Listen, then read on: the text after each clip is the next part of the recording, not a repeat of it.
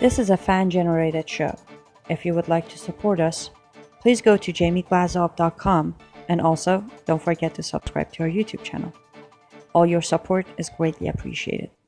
Jihadist Psychopath by Dr. Jamie Glazov. I will tell you as an expert on Sharia, as a former child bride who has suffered and faced my own jihadi psychopath, I want you to go and order this book on Amazon.com or go to jamieglazov.com. Get a copy for yourself. You know why? Because you need to be equipped with the knowledge to fight our enemy so you can save your daughters and your granddaughters from future of Islam. Good evening. Welcome to the Glazov Gang. Tonight, Sharpton, you're a snitch and a con man. With us this evening, Antoine Tucker, who is running for Congress in New York's District 14 against AOC. Antoine Tucker, what a pleasure and a privilege to have you on the program. It's a privilege and a pleasure of mine to be on the program. First, I want to thank everyone involved with the show for having me on and for being brave enough to have me on. I want to thank you very much. Thank you so much now. And we've agreed, Antoine, that I can call you Tony? Yeah, from this point on, you can call me Tony. And you can call me Jamie. All right, cool, Jamie. Okay, Tony, I saw your video on Twitter about Al Sharpton, and it very much intrigued me, and I wanted to invite you on, and now you're here. So look, just very quickly, the background here. Trump calls out Elijah Cummings and the district in Baltimore in terms of rats and pollution and being run down, et cetera, et cetera. He starts being called a racist by the left. But of course, Bernie Sanders is allowed to say certain things about Baltimore, but we'll get into that. Then Sharpton enters the drama and the narrative going to Baltimore, and he's, criticizing Trump, of course, on Cummings' side, on the left side. Then Trump says a few things about Sharpton, including calling him a con man. Sharpton calls him a bigot, etc. The script is very familiar and unsurprising. And then you enter the picture with your video saying quite interesting things about Al Sharpton. So I want to get into that. But before we do, introduce yourself to our audience a little bit and tell us a little bit about your journey and your background. Okay, well, my name is Antoine Tucker. I am from New York City. I was born and raised in Brooklyn, and currently I live in the Bronx, but I just acquired a residence in Queens, which is still in its same district, which is still in District 14. So I'm a stone cold New York City boy, born and raised here. Everything that I love is here, family, friends, everything. Everything is here. I grew up under the liberal condition. And the reason why I'm going to call it the liberal condition, because these are the policies set forth by the liberals, the conditions that young minorities in these cities that are, populated with Black and Latinos and, Asians, they find themselves under the Democratic control. So surviving,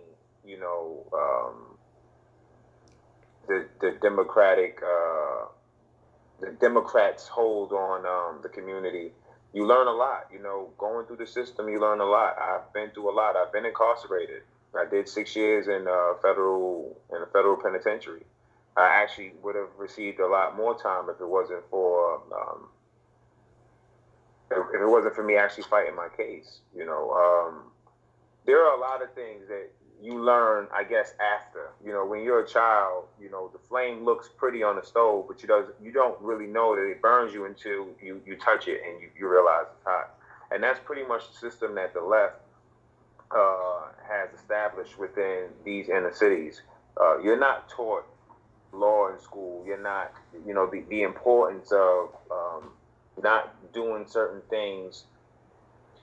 There is no real focus on it. So, a lot of these children are running around here now, and they're just oblivious to the consequences of their actions. And I was one of those children growing up. So I've survived a lot. I've lost my father to HIV/AIDS.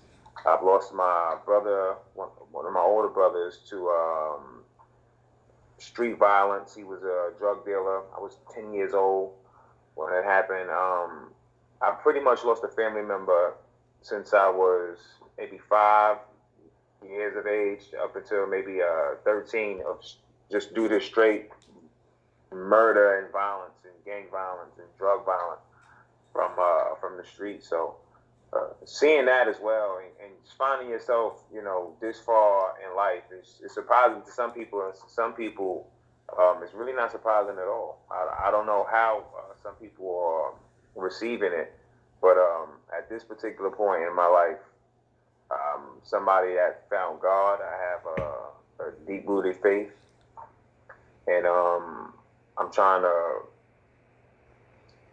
open up a lot of the young individuals' minds to the fact that not only the president is a great man, but also to the opportunities that can be afforded to them if they don't give up. Now we can say, oh, you've done 6 years in federal prison. How are you fit to be a congressman? Well, I know what it feels like to be on the wrong side of the tracks. I know where it started. I know what the influences were. The influences are still the same. So I know how to actually stop it. This is very important. Tony, thank you very much for sharing part of that story, and our heart goes out to you in terms of the losses that you discussed and your personal suffering. So our hearts are with you. As we move on, when you say you found God, and in terms of my research about you, there's a little bit of a theme there from a gangster, I guess a former gangster that found the Lord. May I ask, is it Jesus Christ that you found? Yes, it is, sir. Yes. Okay, so I'm a Christian as well, and so praise the Lord, and wherever 2 or 3 are gathered in His name, He is with us. He is with me. Okay, thank you, Tony. So look, we're going to get to Sharpton in a minute, and I'm taking a risk here at this because this could be an hour discussion. But could you just briefly just talk about a few things that are on your mind as you're running against AOC, and a few things that you feel strongly about? Well, if you go and you look online, nobody running against AOC in my district that's on the Republican side has the engagement that I have. I mean, you've seen one video, it's probably at 300,000 views now, but I have other videos that are 400,000 views, 100,000 views, 200,000 views.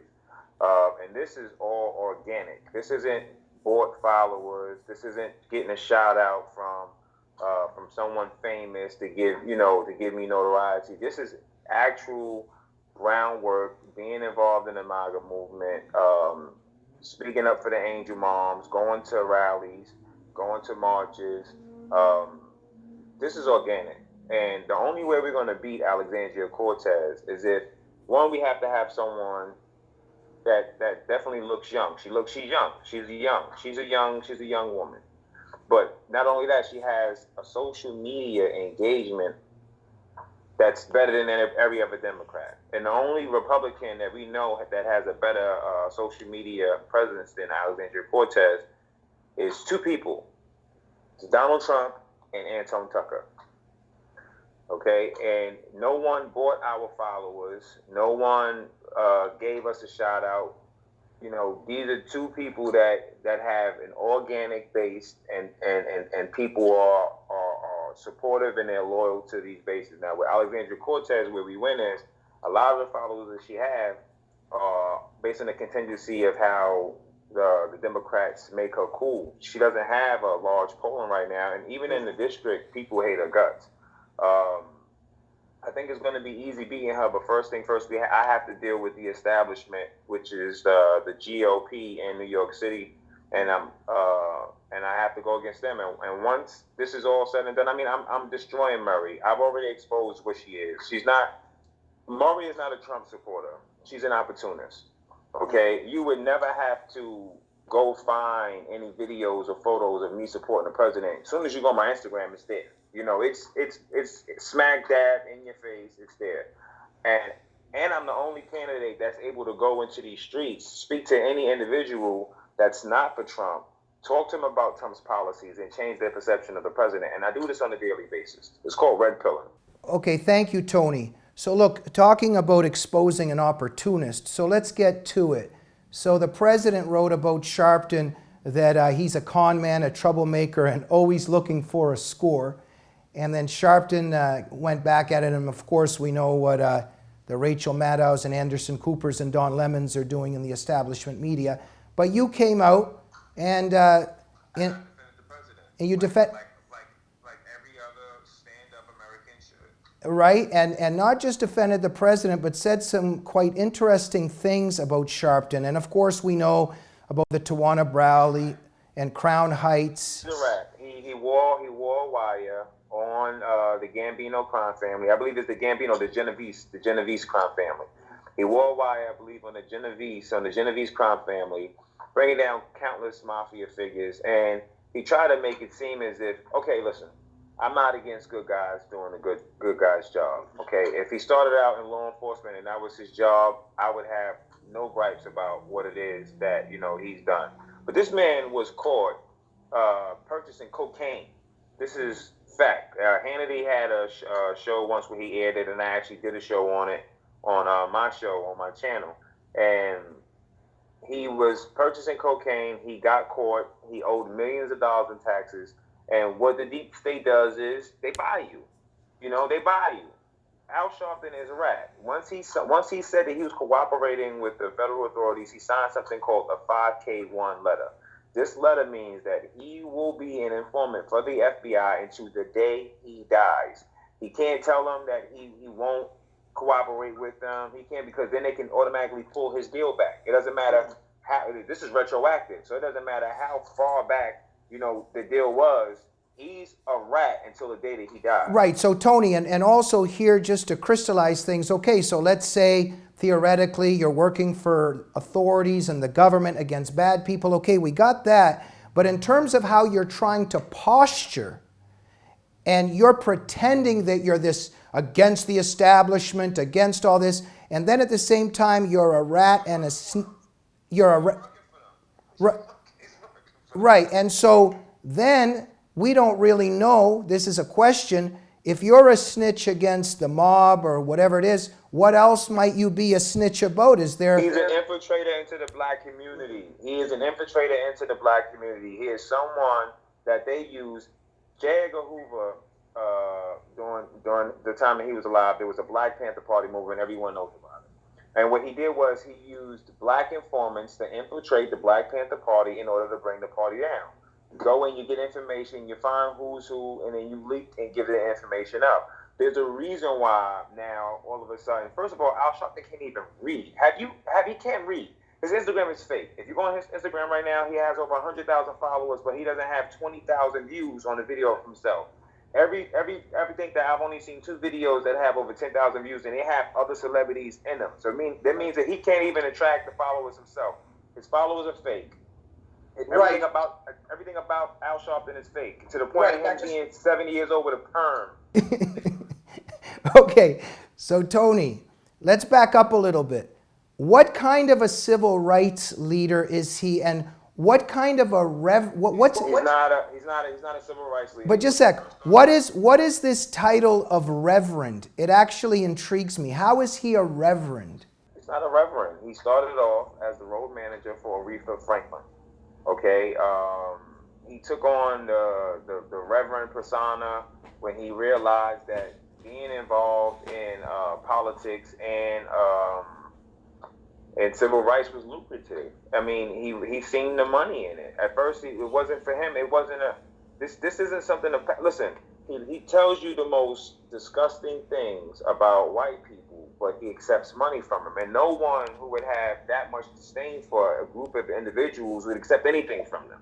If you felt that white people were, the rhetoric that this man has just spewed out of his mouth from me being born until even to this point in particular is just ridiculous. And if he really felt that way, why would he involve himself with these individuals, accept payments from these individuals? He had no problems with Donald Trump when Donald Trump was funding the Rainbow Coalition, when Donald Trump was loaning them money for marches or for assemblies. I just got a picture of him looking at Donald Trump like Donald Trump was his long lost daddy, and he was looking at Donald Trump, smiling at this man's face. So if you didn't know in all of this time that he was the racist, and you're saying it now, you're either I don't know if I can say this on here, but you're either a donkey, because I really want to say the other word. You're either a donkey, you're a complete idiot, or you're someone that's just lying. And to me, I believe it's a little bit of both. Right. Okay. Tony, you in your video you said something about Sharpton and MLK as well. Can you touch on that? Now for that was me doing a little speculating. And this is how I feel about it. They killed Martin Luther King Jr. because he was a very dangerous man. And if Al Sharpton, and just like Jesse Jackson, if they were as dangerous as Martin Luther King was, then they'd be dead. They would not be alive right now. They wouldn't be alive right now. There's numerous reports that Martin Luther King Jr. was bugged, that his room was bugged, that these things, occurred in or happened, when he was alive and he was marching. And then there are also reports that I've seen where it's speculation, where it was either him or Jesse Jackson in and around MLK, and this is how bugs were actually even produced, in and around the environment of MLK. Of course, some places they knew he was going to be there, they got in there beforehand, or they got in afterwards, they put bugs in. But there's definite talk within the black community that these two individuals, both Jesse Jackson and Al Sharpton, not only was either approached by the people responsible for the murder of MLK, which we now know is the government, since in 1999 the government was sued and found guilty of it, and it was the LBJ administration that carried out the assassination. And this is all fact. Anyone can Google it and check and see. But there's speculation within the black community that these individuals actually knew what was going on, and they accepted payments to further sell out the black community, keep an eye on those they needed to keep an eye on,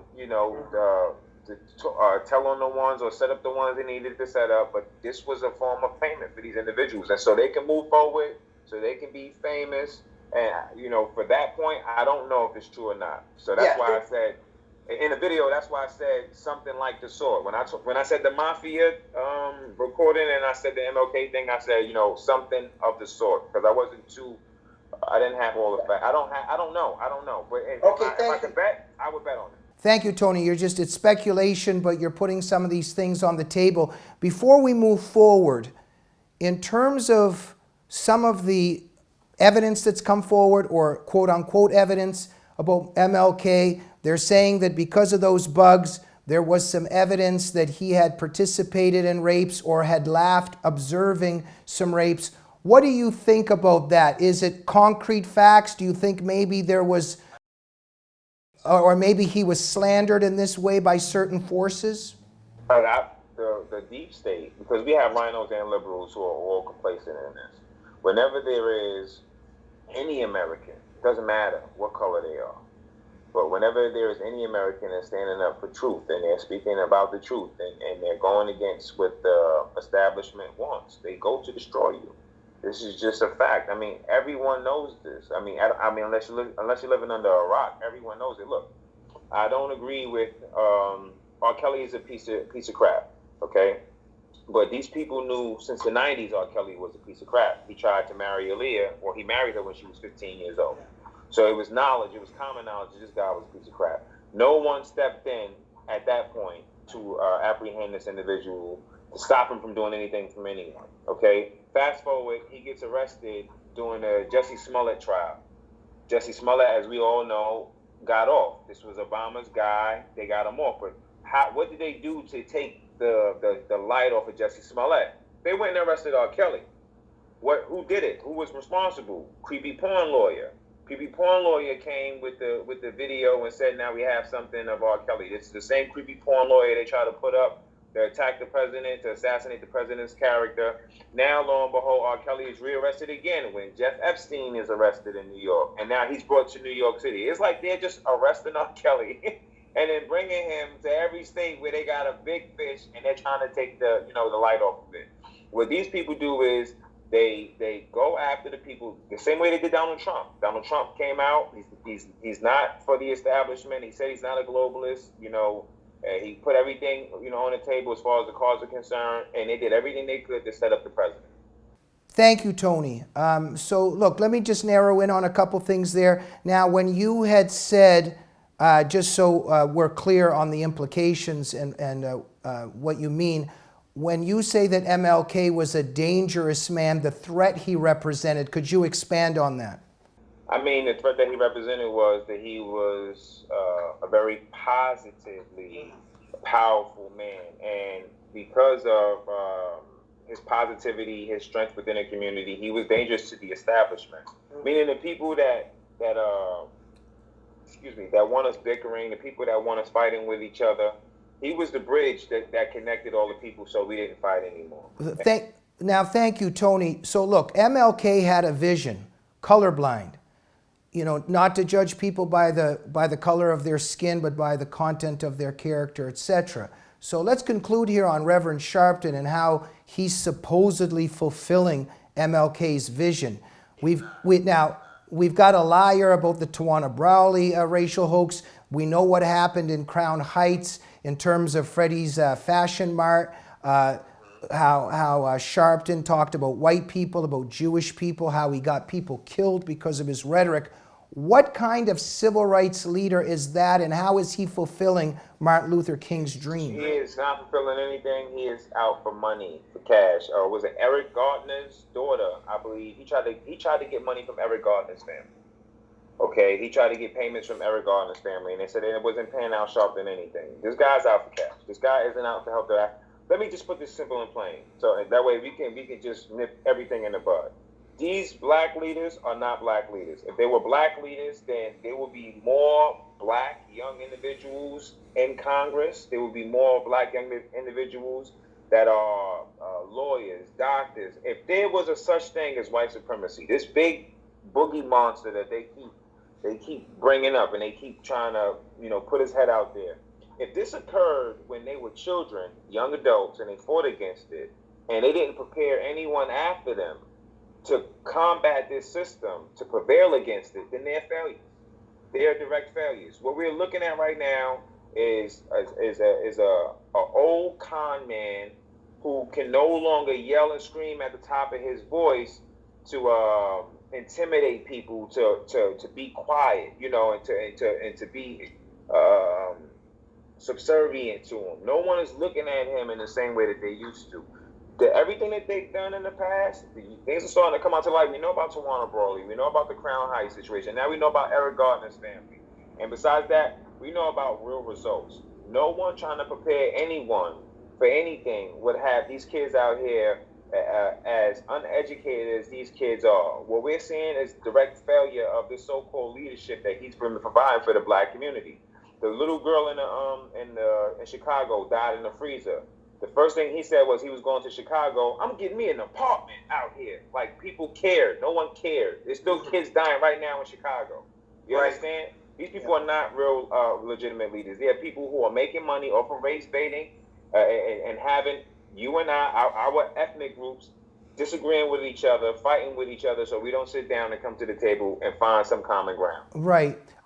Tony, I was a little bit intrigued too. Earlier you said something about Sharpton's perm. Yeah, there's another thing, okay? What person who could hate anybody white would have a white man's hairstyle for 30-odd, 40-odd years? This man is 80 years old, 70 years old, and he still has a perm in his hair, okay? I've never seen anyone that, it just doesn't make any sense. And if people can't see it, it's frustrating. It's frustrating that people can't see past the con of this man. It's interesting, Tony, this Trump derangement syndrome, and of course we know it's deeper than that, the deep state, the globalists, we know what's going on. But Trump in some ways is very clever because he'll call out somebody like Sharpton and then immediately the left clings to Sharpton, but they're clinging to a lowlife. So in some ways, Trump is kind of, he's shrewd in terms of what he's doing here because the left is defending some of the worst people because they're against Trump, right? I think that the left loses Trump is a genius.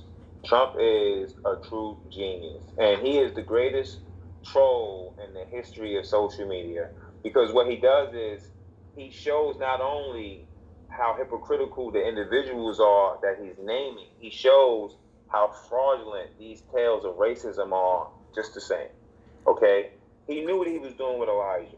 When he came out and he called Elijah out, he knew because they already, the stupidity squad already called him a racist. Because he disagreed with actress Cortez, they started calling him a racist. Actress Cortez, she used the race card on Nancy Pelosi. Then she takes it back and she says, no, she's not racist. So now he says, you know what I'm going to do? I'm going to expose all of this. I'm going to talk about Baltimore. I'm going to talk about Maryland. Talk about Detroit. I'm going to talk about all of these places that are complete. I can't say what I want to say, but they are horrible and impoverished places. And I'm going to talk and I'm going to say the truth about it. And they're going to call me racist. Watch. So now everyone comes out and they call him racist. He's a racist. How could he say that about black people? He didn't say anything about black people. He said that there's rats there. So now what he showed was that the left is comparing black and Latinos to rats. Yeah, well, they're the ones that have race on their mind. You know, so Tony, in terms of the things that Trump has done, you know, they call him a racist. Okay, we look at the lowest unemployment figures for the black community, but also prison reform. For instance, the Second Chance Act. I mean, you would think that this is empowering so many members of the black community, of course, other communities. But what do you think? What do you think about prison reform? 100,000 people are coming home from prison, and 90% of them are black and Hispanic. Listen, for a president that didn't get the black vote to get elected, he doesn't need the black vote to get elected. Okay, he did it without the black vote. So he doesn't know the black population in this country pretty much of anything, and let alone that the $100 billion that he secured for the Urban Revitalization Coalition. That's for opportunity zones, which are black and brown communities, to build up these communities again with job opportunities and housing development. These are for the other forgotten men and women. Because when we talk about the unemployment, that's all across the board. Okay, we can say that it affects black people because it does, but he's done a great job for every American in terms of the unemployment rate. But when we get into the real policies of what he's done for the African American community, $100 million went to Flint in 2017. No one talked about it. This year, he allocated $77.4 million to Flint. No one talks about it. So for someone who's racist, it's hard for me to see it when he's doing everything the left isn't doing. And then if the left wants to say that he's so bad, why aren't they outperforming him? Why aren't they outperforming him? So he's showing he's just showing that they're liars. Everything, he knows what he's doing. He's the greatest. He's the greatest. He's the brilliant. He's a genius. He knows what he's doing. He does things. He says, look, I did prison reform the first 2 years of me being in office. Barack Obama had 8 years to do this and didn't do it at all. Tony, thank you so much. I want to touch on a few things with time running out.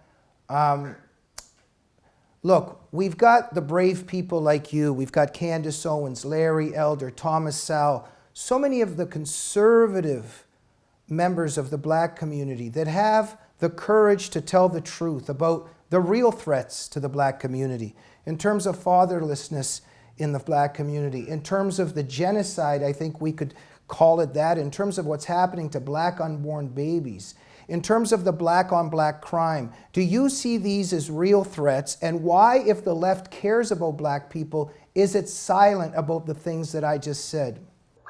The left does not care about black people. Listen, no one, if they're just look back to the con man Al Sharpton. If he was a real leader, he would tell the black community, you need to be involved in every political party.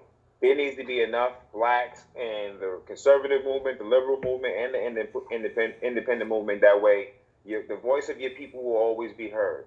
When there is a group of people who want you in one particular party, right there, that should be an alarm going off, showing you that they want to keep you stagnated. They want to limit your voice. All right. The left has never done anything but maintain its psychological hold over the black community. They use the celebrities that they build up through their liberal media and companies. They use them to spew the propaganda back to the individuals so the individuals feel comfortable with being slaves. That's the only thing that happens in this community when it comes to liberals. So in other words, the Democrats still have a plantation intact, correct? They have this is the perfect plantation. This is how bad it is. When I speak to people, I tell them white liberals don't like Donald Trump. White rhinos don't like Donald Trump. Black liberals don't like Donald Trump. Black rhinos don't like Donald Trump. And then I say these guys own the media sources, they own everything. So you're doing their job for them when you say you're against the deep state, when you say that you're against these individuals, you're doing their job for them when you attack me for being for the guy that they're against. So therefore, what would you say about, let's say, people like Don Lemon and Roland Martin, let's say? I called Don Lemon Donna Lemonade. That's Donna Lemonade. Okay. And Roland Martin is a screamer. He likes to scream on top of you. So he can try to make it seem as if he's more intelligent than you are and he's winning the actual debate. But Roland Martin is not out here. Roland Martin doesn't come out here. And you know what? I approached Roland Martin when I seen him at the White House, and I asked him what he said about Tommy Sotomayor. And he tried to act as if he didn't know who Tommy Sotomayor was, and he knows who Tommy Sotomayor is. Everyone knows who Tommy is. Yeah. So he tried to spin it, to get away from it. But there are people out there that he won't go to have a debate with either. Tommy being one of them.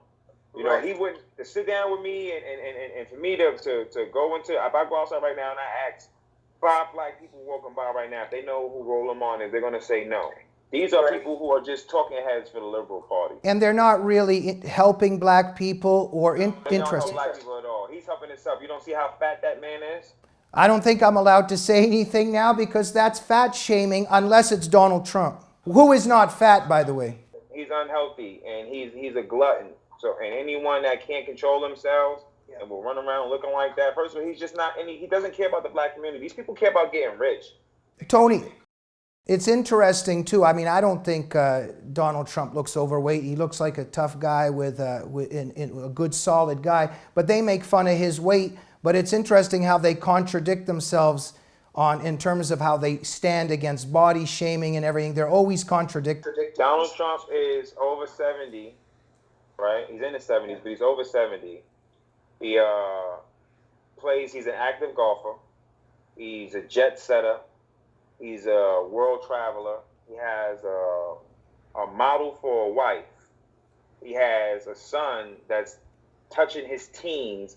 If anyone has anything to say about Donald Trump, it's because they're jealous of Donald Trump. Right. Okay, that's what it boils down to. Tony, we have a little bit of time left, but let's just switch over for 1 second. We're going to transition a little bit just to life and the world and the culture in general. Just a couple minutes of just some things that have been on my mind, and I'd like to tap into your worldview and how you see things, okay? So look, in terms of music, my friend, I grew up on a lot of Pac and Biggie and, Jay-Z, Snoop, Dr. Dre, etc. I want to ask this, even though they may not have been singing things that were maybe for a Sunday school class, there was a lot of meaning nonetheless in rap back in the day. When you hear a lot of the new young rap, and I'm not saying all rap, but you find a lot of one sentences being repeated over and over again. You could argue that there's kind of no meaning left in the new generation of rap. What would you say to that? I would tend to agree with it. There are a lot of great hip hop artists out there that have a message and they have meaningful things to say, but it's really pushed to the side. It's pushed to the side so they can give you music that's shortened now, because remember when we was coming up, the music went from 5 minutes to 3 minutes, and now it's basically a 2 minute or a minute and a half record. And in that time, there is no real information to give you. So right now, I believe that the focus is to just continuously distract you with things that aren't good for you. Because you listen to Tupac, you heard some things you may not have liked, but there was always like Brenda's Got a Baby. You heard messages within the music. KRS-One, you heard messages within the music. Even Biggie Smalls, you heard messages within the music. Nas, you heard Jay-Z, same thing. But now when you hear the music, the only thing you hear is, I don't love women, I don't love myself, I'm going to abuse these drugs, I'm going to kill you, I'm going to kill myself, and this is what the left to focus on. And Tony, somewhere, yeah, you just hear, like you said back in the like with Tupac, whether it's Dear Mama or Shorty Gonna Want to Be a Thug or Picture Me Rolling, there was always a powerful theme. And today it's just these one mind-numbing sentences over and over again. They seem to be numbing the soul from the top up, right? They're not only numbing the soul, but they're eradicating the human fiber that keeps us all together. If everything you hear on the radio is telling you don't love yourself, don't love women, don't love anybody, moving forward, what generation will come after that hearing that?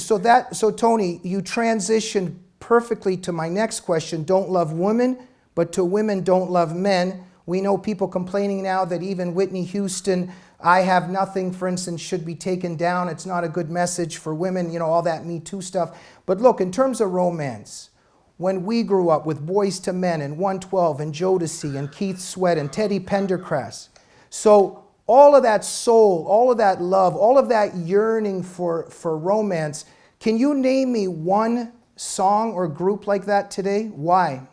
The reason why, because there's an agenda. There's an agenda to depopulate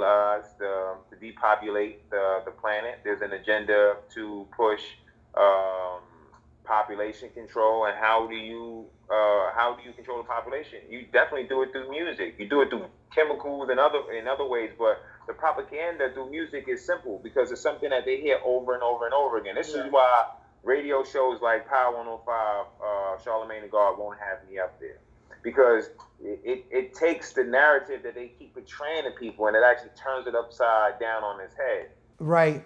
So Tony, last question on this theme. I'm a little bit also interested, when there is beautiful art, can we erase it because maybe the artist is a bad person? So for instance, I grew up on a lot of R. Kelly, I Can't Sleep, Step in My Room, Your Body's Calling Me, You Remind Me of My Jeep. I mean, those are such great classics.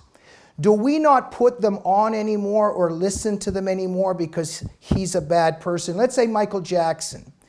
Do we not play Beat It anymore or Thriller?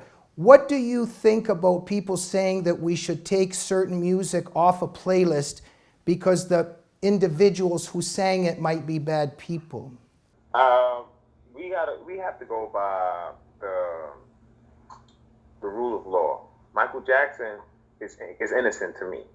The federal government investigated Michael Jackson. He was found not guilty.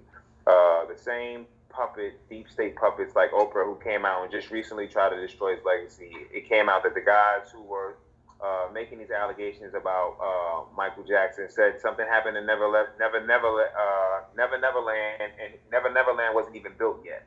Okay, so I believe that if we follow the rule of law, you allow the persons to be convicted of a crime, and then from that point on, whatever the record companies decide to do as far as what their companies want to do moving forward, then that's on them. But me personally, it's gonna be hard for Your Body Calling Me to come on, and for me not to remember the lyrics. You understand? Because I'm not thinking about the things that he's done. I'm thinking about the way that the music made me feel when I was growing up hearing it. You understand? Right. And Tony, with Michael Jackson, look, I think there was some evidence here that, apart from that, I think there's something a little bit intriguing and interesting, if those are the words to use, that the major assault on Michael occurred when he's not here to defend himself. And it's the same thing with Martin Luther King Jr. Now they're saying that he was basically, if you're watching someone rape somebody, you're a rapist too. There's just no way around it. So Michael Jackson came out and he said that the media is lying, they're lying in the school books, and in the moment he did that, next thing you know, they gave him a bad cocktail and a needle, and then it was over for Michael Jackson. I truly believe that the left uses people as puppets, and when it's time to distract the people, they throw someone under the bus, whether they're alive or not. Tony, let's end on this. We're both Christians. I think that we would agree that definitely some kind of spiritual war is right in front of our eyes. Yes. We're at a point now where if somebody points to a man and says, is that a man or a woman? If I say it's a woman, excuse me, even I'm getting confused now. If I say that a man is not a woman, you could even lose your job today. Something's very, very strange. Can we end on this in terms of what the left is doing, in terms of wrong being right, right being wrong? Very scary times. Could you end, how do you as a Christian see a spiritual battle happening in front of our eyes? When you're chosen, God will pick the people best suited to speak to the people that he needs you to speak to.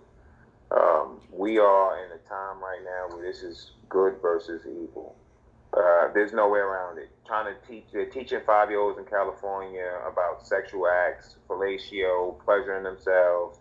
They're trying to push for pedophilia to be a sexual preference and not something that's against the law. This is the left that's doing this. Right now, when you look at the pictures of Baphomet or Satan, it's a goat head and it's a male with breasts. So what they're doing is they're removing the lines of true identity between male and female and the importance of each individual, so they can blur the lines and further open up the door for the devil. We're really in times where, some people may not agree, but every religious book that you go to in reference of what's happening right now, it's all going to say the same thing. We are looking at the end times right now. Something's definitely going on, and I think the devil goes at everything in terms of God's creation, whether it's gender, or, etc., the political world. Tony, I think a lot of people are on the edge of their seat right now, and they want to find out more about you. Where do they go? They can go to my website, and this is our campaign is true grassroots. So even taking $5 donations, everything helps. I've been funding the campaign out of pocket, and everything that we do receiving donations, it goes strictly towards the campaign. So they can go to www.tucker.vote, and they can also go on my social media platforms, which is at Montaga, Montaga, and that's on Instagram and Twitter. So on Twitter and Instagram, it's at Montaga, Montaga, right? Yes, sir. All right. Tony, you are a gentleman and a scholar. I hope you don't mind me calling you that. Definitely not. I appreciate it being on the show. I want to thank the staff and everyone for having me. And thank you for letting me ramble on a little bit. I'm a little passionate about certain topics, especially when we talk about the rat Al Sharpton. I want to thank you for having me on. God bless you, my friend. I hope you'll come back on the Glazov Gang. We forgot to tell you beforehand, but once a person becomes a member of the Glazov Gang, you can check out anytime you like, but you can never leave. It's gang for life. This is gang for life. Okay, we'll see you soon, and God bless you for telling the truth. For everybody watching, I'll be back. If you love this, we're going to make sure that this goes viral. And if you want me back, put the topic up. Let us get in there and let us discuss it, because we're not afraid to. Thanks again for having me on, brother. I appreciate it. God bless you. Take care. Godspeed. Thank you.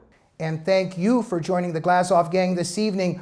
Go to @Montaga on Twitter and Instagram, and also visit www.tucker.vote. We'll see you soon. Good night.